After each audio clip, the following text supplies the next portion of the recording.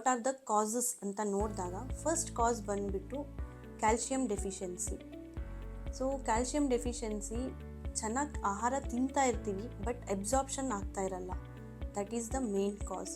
ಅಥವಾ ಕೆಲವೊಂದು ಸತಿ ಏನಾಗುತ್ತೆ ಅಂತಂದರೆ ನಾವು ಆ ಥರ ನ್ಯೂಟ್ರಿಯೆಂಟ್ಸ್ನ ನಾವು ತಿಂತಾನೇ ಇರಲ್ಲ. ಸೊ ಲೈಫ್ ಸ್ಟೈಲ್ನ ಚೇಂಜ್ ಮಾಡ್ಕೋಬೇಕು.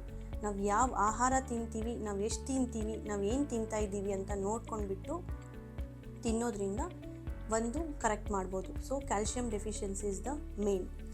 ನೆಕ್ಸ್ಟು ಲ್ಯಾಕ್ ಆಫ್ ಎಕ್ಸಸೈಸು ಅಥವಾ ಓವರ್ ಎಕ್ಸಸೈಸ್ ಮಾಡ್ತೀವಿ, ತುಂಬ ಜಿಮ್ಮಿಗೆ ಹೋಗಿ ತುಂಬ ಜಾಸ್ತಿ ಮಾಡ್ತೀವಿ. ಸೊ ಅವಾಗೇನಾಗುತ್ತೆ, ವೇರ್ ಆ್ಯಂಡ್ ಟೇರ್ ಆಗುತ್ತೆ. ವಿದೌಟ್ ದ ಗೈಡ್ಲೈನ್ಸು ಆಯಿತು ಅಂತಂದರೆ ಮಸಲ್ ಟೇರ್ ಆಗುತ್ತೆ ಅಥವಾ ಮಸಲ್ ಇಂಜುರಿ ಆಗುತ್ತೆ, ಲಿಗಾಮೆಂಟ್ ಇಂಜುರಿ ಆಗುತ್ತೆ.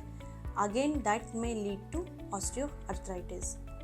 ಸೊ ಇದೆಲ್ಲನೂ ಹೋಮಿಯೋಪತಿನಲ್ಲಿ ಹೇಗೆ ಹೆಲ್ಪ್ ಆಗುತ್ತೆ ಅಂತಂದರೆ, homoeopathy is a system where we treat the patient as a hole.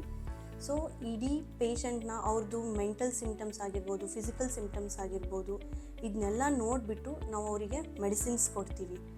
So ಅವ್ರದ್ದು ಯಾವ ಜಾಯಿಂಟ್ ಎಫೆಕ್ಟ್ ಆಗಿರುತ್ತೆ ಅಥವಾ ಯಾವ ಸೈಡ್ ಎಫೆಕ್ಟ್ ಆಗಿರುತ್ತೆ, ಯಾವ ಥರ ಪೇನ್ ಇದೆ, ಇದರಿಂದ ಹಿಡ್ಕೊಂಡು ಬೇರೆ ಸಿಸ್ಟಮ್ ಆಫ್ ಯಾವುದಾದ್ರು ಬೇರೆ ಸಿಸ್ಟಮ್ನು ಇನ್ವಾಲ್ವ್ ಆಗಿತ್ತು ಅಂತಂದರೆ ಅದನ್ನು ಕೂಡ ಕನ್ಸಿಡರ್ ಮಾಡಿಬಿಟ್ಟು ಅವರಿಗೆ ಒಂದೇ ಮೆಡಿಸಿನ್ಸ್ ಕೊಡ್ತೀವಿ. So homeopathic medicines immune system ಮೇಲ್ಗಡೆ ಆ್ಯಕ್ಟ್ ಆಗೋದ್ರಿಂದ ಅದು ರೂಟ್ ಕಾಸ್ನ ಟ್ರೀಟ್ ಮಾಡುತ್ತೆ. So all kinds of diseases have medicine in homeopathy. Thank you.